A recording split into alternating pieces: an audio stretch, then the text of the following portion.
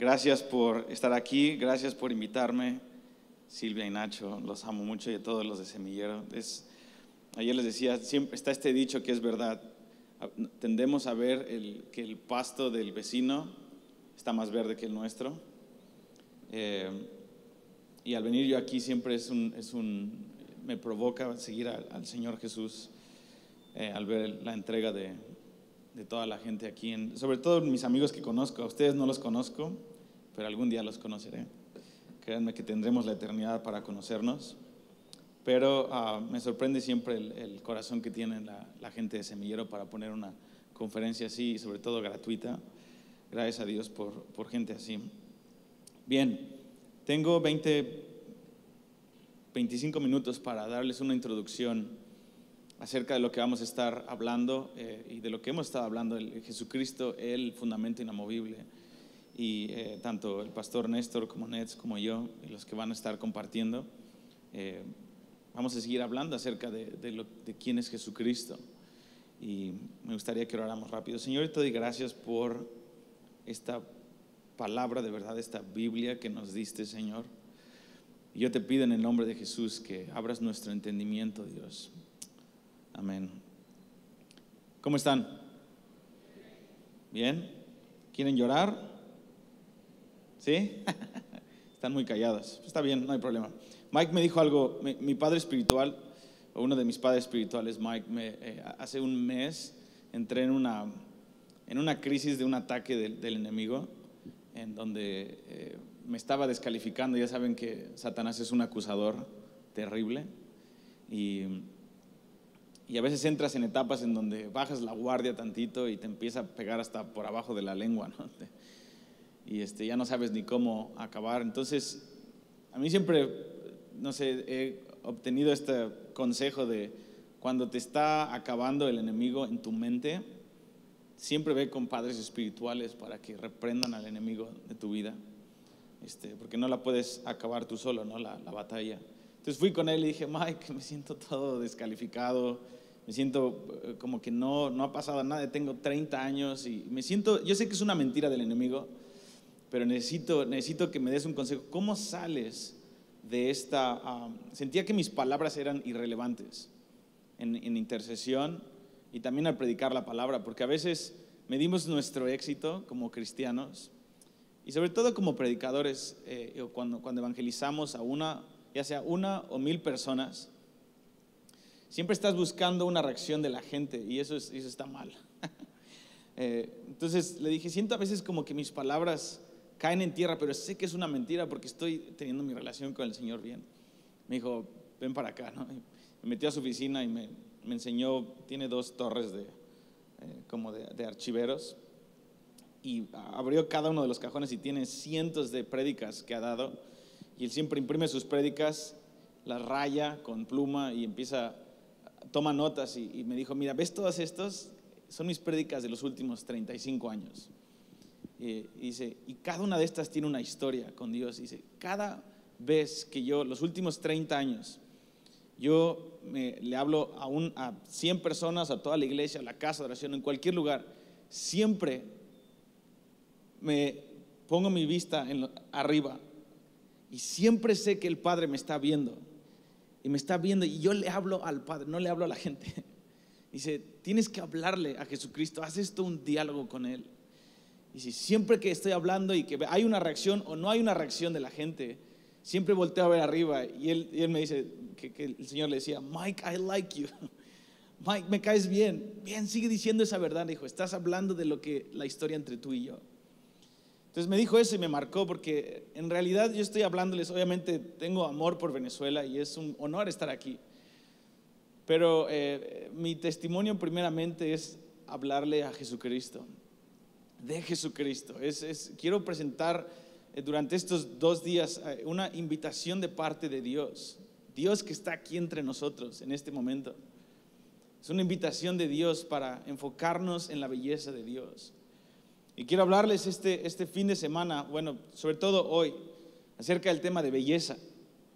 Belleza es algo que tenemos que aprender de la palabra, y esto es una vez más, debido al corto tiempo que tengo en esta primera sesión que me toca a mí, Voy a dar una introducción de un contexto histórico y después vamos a ver atributos de dónde está Dios sentado en su trono. Y pensamos muy poco acerca de Dios porque no pensamos bien acerca de Dios. Y Dios está sentado en un trono, está en las alturas, en los cielos, en el tercer cielo.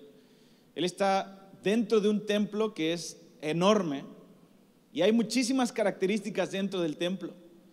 Y está sobre un mar de cristal. Dios tiene colores dentro de él. Tiene diferentes cosas que hay en la presencia de Dios. Está en el monte de Sión, que es una ciudad terriblemente enorme. No sé, para llegar de aquí al espacio, para salir de aquí a la atmósfera, más o menos tienes que recorrer hacia arriba 8 kilómetros. Las murallas nada más de la ciudad santa donde Dios habita son 2.500 kilómetros de alto. Es lo que la Biblia nos dice. Es masivo el lugar en donde Dios habita. Y para nosotros como hijos de Dios necesitamos entender que la Biblia nos dio características del lugar en donde Dios habita, para que cuando tú cierres tus ojos y te enfoques en Dios, no te enfoques, no sé, algunos tal vez si vienen de un contexto católico o de algún contexto de otra religión o de otro contexto, a veces cerrar tus ojos cuando estamos hablándole al Señor y cuando estamos orando, estamos atrapados en nuestro propio aburrimiento porque estamos pensando en la olla de frijoles que se está quemando. Otros están pensando en Jesús crucificado en una iglesia que fuiste un día de chiquito y viste a un Jesús crucificado y eso es lo que tienes en tu mente. Otros tienen una película de Mel Gibson sangrando, otros tienen un Jesús todo así como muy sentimental. Pero ¿cuál es la imagen que la Biblia nos presenta para alimentar la imaginación de nuestro espíritu? Y la iglesia necesita ponerse de pie en este tiempo, para el tiempo más difícil que vamos a vivir en la historia del hombre. Y ustedes están viviendo un adelanto de lo que va a pasar en las naciones de la tierra. No nos tiene que extrañar que las naciones van a rebelarse contra Dios y que Dios va a traer juicios a las naciones, pero que también Dios va a preparar una iglesia que conoce a su Dios al mismo tiempo. La situación que está sucediendo en muchas naciones de la tierra no sorprenden a Dios. En los últimos 3 días desde que vine para acá, está habiendo una revolución moral en Estados Unidos, por ejemplo. Les invito a que se metan a ver lo que está pasando en estos últimos 3 días. Desde que se legalizó la homosexualidad y el matrimonio homosexual, está habiendo ahora leyes que están protegiendo instituciones, comercios enormes, tiendas enormes y franquicias que están protegiendo ahora los derechos de los transvestis, de los que se cambian de sexo. Y ahorita una de las tiendas más grandes del tamaño de Walmart, se llama Target, acaba de dar permiso y acaba de decir: nosotros vamos a apoyar a los homosexuales, y abrieron baños para que los transvestis, hombres vestidos de mujeres, puedan entrar a los vestidores de mujeres y viceversa. Y es una inmoralidad tremenda. Antier se acaba una pareja en X lugar en Estados Unidos. Ellos reconocieron que su hijo quería ser mujer, un niño de 11 años, y le van a pagar su operación a los 12 años para cambiarse de sexo. Y la ley aplaude eso, y las naciones están aplaudiendo la inmoralidad sexual, y está viendo cosas que son ridículamente malas y perversas, y ahora le están llamando algo que se llama libertad y lo están llamando amor. Nunca hemos vivido un tiempo como este en la historia del hombre. Y al mismo tiempo que está pasando una crisis aquí, está pasando una crisis en mi propio país, en México, una corrupción terrible en mi país, terrible, terrible. Estamos viendo el mayor éxodo de toda la historia en Siria, en donde 7 millones de personas en los últimos 3 años han sido expulsados de su país. 500 personas se murieron el viernes pasado en botes que salieron, se ahogaron todos, no llegaron. Las Naciones Unidas están cerrándole la puerta a los países en Europa, a estos sirios. Millones y millones de personas privadas de su país. Muchas cosas están pasando, hermanos. Venezuela no es lo único que está pasando. Hay una historia enorme, hay una historia que tanto Satanás está jugando su parte como Dios está jugando toda la parte de la redención. Y Él anunció desde el principio que habría tiempos como nunca antes los ha habido en la historia del hombre. Que habría tiempos en donde literalmente dice Isaías capítulo 13, el que encontrare a un hombre vivo va a ser como encontrar oro en algunas regiones de la tierra. Este es el evangelio que creímos. Este es el evangelio que le dijimos sí al Señor. El Señor es un salvador no solamente del infierno, sino de nuestra propensidad de decirle sí a la tribulación de estos tiempos. Pero Dios también profetizó que habría una iglesia que se mantendría firme en el conocimiento de su Dios. Pero entraríamos en una crisis. No hay crisis, según lo que yo veo en la Biblia, nunca hay una crisis para la iglesia. Hay una crisis física y hay dificultades desde el principio, hace 2000 años. Pero yo nunca veo que hay una crisis existencial para los que están en Cristo. Pero sí entraríamos en una crisis si en Venezuela Dios no inspirara a gente, a la misma iglesia, para conocer a su Dios. Si entre más las presiones crecen y tú más estás aburrido en el lugar de oración, entonces sí hay un problema. El problema no se determina por las dificultades externas primordialmente, sino cuando la iglesia se desconecta del lugar de intercesión y de la gloria de Dios. La gloria de Dios fue puesta para mantenernos en unidad y se les he dado mi gloria para que sean uno, Padre. Y de hecho la petición de Jesucristo fue llevarnos al lugar en donde pudiéramos contemplar su gloria, en donde Él está. Y el Señor, no los voy a sacar del mundo, no pertenecen al mundo, pero no los voy a quitar del mundo, sino te pido que los guardes del mal. Señor, esto te he pedido, que donde yo estoy ellos estén conmigo para que vean mi gloria. La gloria que me diste desde antes de la fundación del mundo porque me amaste. Y la pregunta es, ¿en dónde estamos en cuanto a esa petición de Jesucristo en nuestra vida? Cuando oramos, estamos siendo llenos de esa gloria, estamos donde Cristo está. Y esa es nuestra visión en este One Thing, de poder hablar de Jesucristo de una manera viva, real, pero también mística y teológica. Místico quiere decir que no es tangible, que hay cosas que no se pueden ver y hay cosas que Dios es que no nos van a beneficiar en el hoy. Y aún así Dios tiene una esposa preparada para su hijo que no va a buscarle solamente si le va a beneficiar o no, sino le va a buscar porque Él es digno y Él es suficiente. Y ha encontrado algo en la belleza de este hombre que satisface cualquier otra cosa, que sobrepasa cualquier otra necesidad del hombre. Él satisface nuestra alma. Oh hermanos, Dios va a despertar a Venezuela con la belleza de Cristo. Hay una provisión para Dios, de Dios para Venezuela, y es su belleza. Su belleza es lo que nos va a sostener en el día bueno y en el día malo. En el tiempo de tu prosperidad, cuando el orgullo quiere venir como un cáncer, el orgullo es peor que una crisis financiera. La prosperidad y el orgullo y el sentirte arrogante frente a Dios es peor, es un cáncer terminal comparado con una crisis financiera que a veces nos hace buscar más a Dios. Pero aún Dios y su belleza no solamente nos sostiene cuando estamos abajo y en persecución y en crisis. La belleza de Dios es tan excelsa que aún puede alcanzar a aquel que está siendo tentado en la prosperidad y en su arrogancia contra Dios. Puede alcanzar, esa belleza hace que nuestro corazón se humille y que le demos gracia y le demos todo al Señor, como aquellos 24 ancianos que al ver la proclamación de los 4 seres vivientes de la belleza y la trascendencia de Dios, literalmente tienen que ponerle pausa a todo su gobierno en la tierra y en el cielo, porque acaban de encontrar el fin de su gobierno, que es encontrar la belleza de Dios, y sueltan sus coronas frente a Él y dicen: tú eres digno, Señor. No es de que Dios los interrumpe en sus quehaceres y dice: ay, tenemos que adorar a Dios, ¿verdad? Ya los 4 seres vivientes ya adoraron, nos toca a nosotros. Oye, pero estamos gobernando. No, pues lo tenemos que hacer. No, el fin, la posición que Dios les dio a estos 24 ancianos alrededor del trono de Dios es gobernar en cierto nivel en las naciones, no sabemos cuál es. Pero cuando ellos escuchan la proclamación de la belleza de Cristo a través de los 4 seres vivientes que están proclamando un cántico profético acerca de quién es Él, ellos tienen que detener su gobierno, no porque están siendo interrumpidos, sino porque acaban de llegar al fin de su gobierno, al propósito de por qué gobiernan. El propósito de todo nuestro ministerio, de todos tus trabajos, de todo lo que hacemos aquí, es encontrarnos con la sorpresa de la belleza de Dios proclamada por el Evangelio. Y cuando Dios quiere proclamar su belleza, necesitamos soltar todo lo que Dios nos dio para encontrarnos con eso, porque ese es el fin de nuestra vida. Es el fin de la vida de todos los hombres por todos los siglos, la belleza de Dios. Y en estos días quiero desarrollar cuál es la belleza de Dios. La belleza de Dios no nada más es, Dios es bello, eres bonito.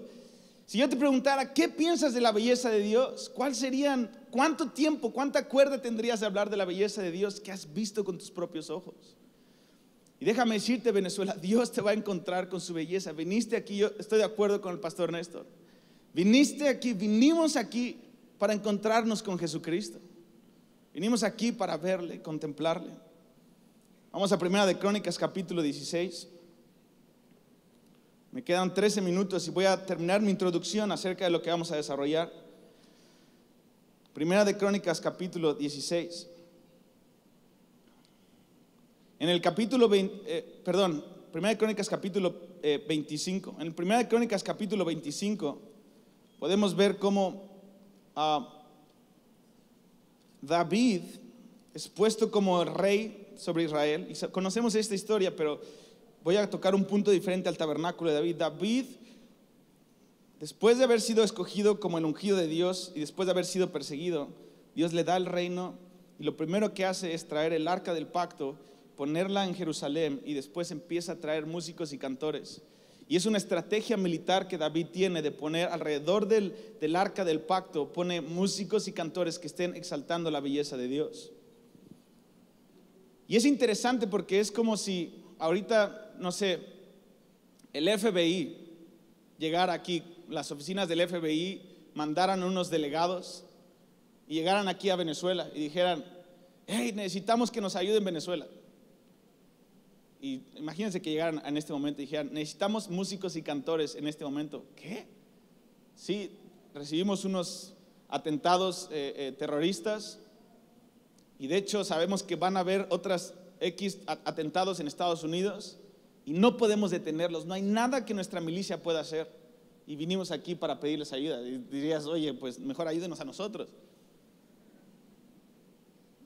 Y ellos, imagínate que ellos dijeran, no, necesitamos a cantores y músicos proféticos para que puedan echar fuera las tinieblas de esto. No hay otra forma, tenemos que llegar a la mayor estrategia. Eso es lo que pasaba en los tiempos de David. Los militares junto con David estaban rodeados de sus enemigos y la mayor estrategia militar fue, vamos a poner gente que le paguemos un salario para que estén fascinados con la belleza de Dios y canten de eso día y noche. Eso es literalmente lo que pasó y es lo que vemos narrado en Primera de Crónicas 25. Pero lo interesante de Primera de Crónicas 25 es el capítulo 1. Primera de Crónicas capítulo 1, versículo 1. Fíjense cómo empieza. Porque la culminación de Primera de Crónicas es una crónica, es una historia que escribieron y que los reyes aprobaban para que se escribiera acerca de ellos. Y David quiso que se escribiera. La culminación de Crónicas es, sí, y puse cantores y músicos que alabaran el nombre de Jehová día y noche. Y esa fue una estrategia militar. Pero ¿cuál fue la raíz de esa culminación de Primera de Crónicas 25? Y empieza Adán. Ahí es donde vamos a quedarnos, Adán. Empieza con Adán y termina con David. ¿Qué hace en la genealogía de Crónicas? ¿Por qué Adán? ¿Por qué David tiene que soltar la genealogía? Para nosotros las genealogías no significan nada porque somos gentiles. Tú eres venezolano, yo soy mexicano, chilango, naco, que no entiendo nada de la historia de los hebreos por naturaleza. Pero para los judíos, porque no tenemos este contexto histórico, tienes que entender que para un judío el hecho de que hubiera una genealogía antes de que se dijera algo era como un pedigrí, era como decir, está avalado por esto. Era algo muy importante que conectaba a los judíos para conectarse con la historia. Algo que Dios le enseñó a los judíos y a los hebreos es de que siempre le recordaran a sus hijos y a los hijos de sus hijos y a los hijos de sus hijos de sus hijos la historia de las cosas que Dios hacía. De hecho, hasta traían piedras y las ponían como recuerdo para las generaciones futuras de las cosas que Dios había hecho a favor de ellos. Entonces las genealogías eran parte de toda la memorización. Cualquier judío en los tiempos de David te podía decir las genealogías de diferente familia. sabían de qué tribu eran, sabían porque significaba algo que les recordaba la historia de Dios. Entonces David quería que se empezara esta gran obra que él estaba haciendo de ver el trono de Dios, de ver la belleza de Dios como una estrategia militar, y él quería que supiéramos y que los hebreos supieran, aquellos que estaban bajo su reino, que todo empezaba con Adán. ¿Qué pasó con Adán? Vamos a terminar en estos 10 minutos con el contexto de qué es lo que pasó con Adán. ¿En cuántos días creó Dios al mundo?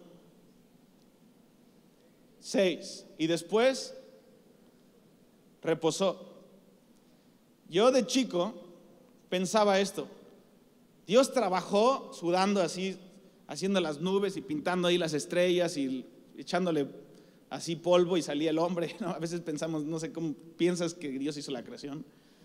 Y que en el séptimo día, ya cuando terminó, y vi Dios que era bueno, y Dios reposó y prendió su televisor porque estaba cansado. Dios nunca está cansado, estamos de acuerdo, ¿verdad? Dios no se sentó a relajarse para tener un tiempo de introvertido viendo Instagram o Facebook y no se puso a descansar. Eso no es lo que quiere decir. El día de reposo no quiere decir que nada más descansas. Nosotros descansamos para recordar a Dios, y cualquiera que haga, yo no guardo el día de reposo y lo que sea, ¿no? Pero los judíos lo hacían. Lo que quiere decir en el hebreo que él reposó, quiere decir que literalmente él vino a habitar la tierra. Los hebreos conocían esto, nosotros no lo conocemos, pero ellos sí lo conocían, y David lo tenía bien presente. Dios no hizo el cielo y la tierra nada más porque quería tener un jardín para jugar ahí con sus hijos, ¿no? No puso toboganes ahí, pues yo estoy aquí en el cielo, pero me divierto aquí en la tierra y es mi jardincito, ¿no? No era un centro de entretenimiento para Dios. Cuando tú ves Génesis 1 y 2, que Él está formando el cielo, la tierra y todos los jardines y al final pone al hombre en el jardín, Él lo que está creando es un templo para habitar dentro de Él, y puso a un sacerdote que era Adán y a una sacerdotisa que era Eva, para que ellos nada más tenían 3 trabajos. El trabajo de Adán era cuidar el jardín. Número 2, tener comunión con Dios cara a cara. Y de esa intimidad de contemplar a Dios tenían el tercer mandamiento, que era ir a todas las naciones y sojuzgar toda la creación y someterla bajo el dominio de Dios. Entonces, lo que Dios estaba haciendo en la creación nada más era una creación. Era literalmente Dios habitando en la Nueva Jerusalén, en el cielo, en su trono. Bajó y quiso en su beneplácito crear un templo para vivir con los hombres. Entonces todo el mundo, ahorita que está, perdónenme la palabra, pero a veces están podridas las naciones y corruptas y completamente corrompidas, no es el destino final de las naciones. Dios desde el principio, cada parte geográfica de la tierra es para que habitara Él en su gloria, pero Adán perdió todo ese privilegio. El trabajo de Adán era ver a Dios, cuidar el jardín de intimidad, y desde ese lugar de intimidad y de contemplar, salir y gobernar con el gobierno de Dios, literalmente con toda la autoridad de Dios, pero no de trabajar nada más y de hacer guerra contra los demás hombres y contra la creación, sino de una autoridad de que he estado con Dios, por lo tanto sométete para que disfrutes a Dios también. Quiero expandir el jardín. El jardín era una partecita de todo el mundo. El jardín se suponía que Adán y Eva lo tenían que expandir, tenían que tomar de ese gobierno, y gobernar quería decir que toda la tierra tuviera ese acceso de la belleza de Dios. Pero Adán y Eva perdieron eso. Ahora volvamos a David. Lo que David está haciendo es: yo estoy continuando lo que Adán tenía que hacer, yo lo estoy haciendo. Por eso pone esa genealogía. Empieza con Adán y termina con David como una sombra de lo que Dios haría en el nuevo pacto con nosotros. Tú y yo fuimos puestos en esta tierra para contemplar a Dios, para ver su belleza y cultivar ese secreto de intimidad con el Señor realmente. Cuando digo realmente intimidad, estoy hablando de que realmente tengamos intimidad. Esta palabra se ha vuelto la hemos abaratado hasta menos que un chicle. Intimidad, y es como que pues sí, intimidad pero estoy hablando que realmente conocer a Dios en intimidad y después esparcir sus fragancias. Y es lo que vemos aquí en la historia de Dios. Entonces Dios nos está llamando a cultivar esta intimidad, esta belleza de Dios. Y vamos a ver en las próximas pláticas, porque una vez más me dieron muy poquito tiempo para dar una introducción. Vamos a ver cómo podemos cumplir en estos tiempos, buenos o malos, cómo podemos entrar en este gobierno, en esta autoridad de Dios. Realmente ver su belleza, contemplar al Cordero de Dios. Y quiero terminar con un sueño que un amigo tuvo.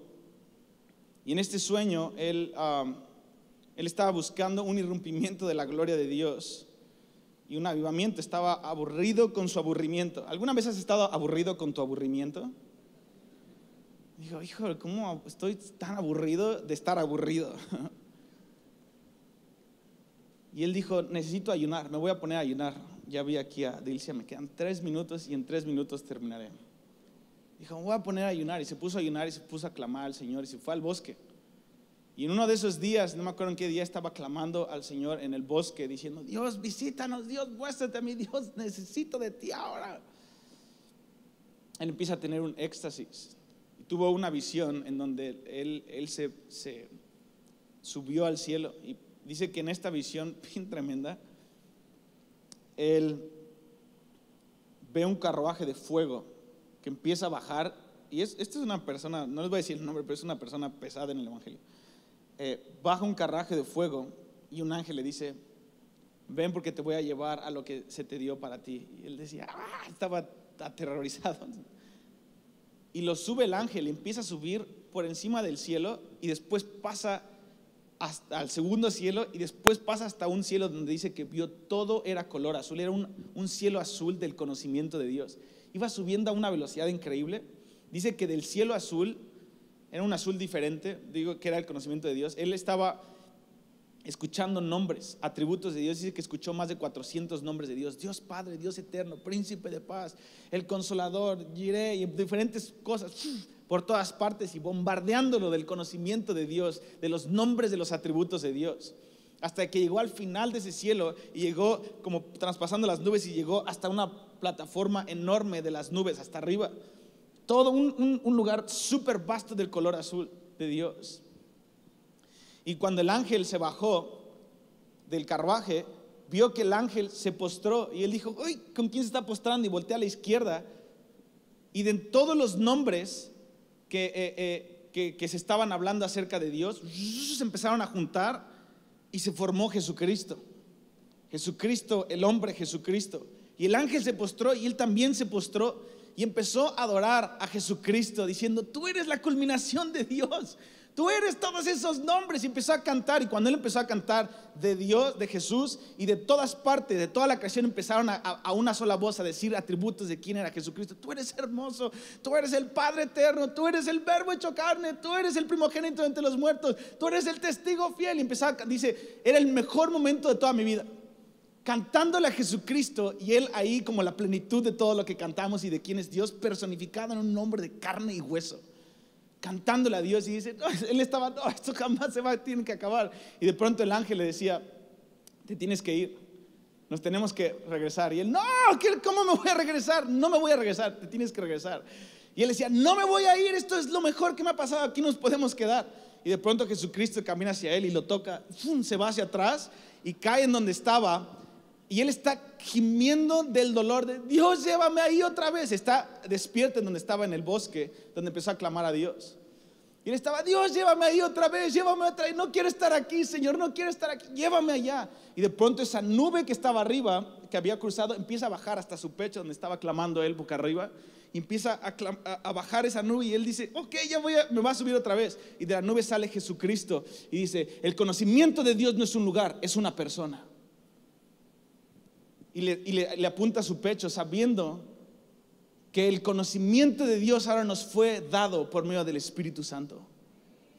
Y eso es lo que en este tiempo vamos a explorar: cómo por medio de la ayuda del Espíritu Santo podemos conectarnos con el conocimiento del más hermoso de los hijos de los hombres. Amén y amén.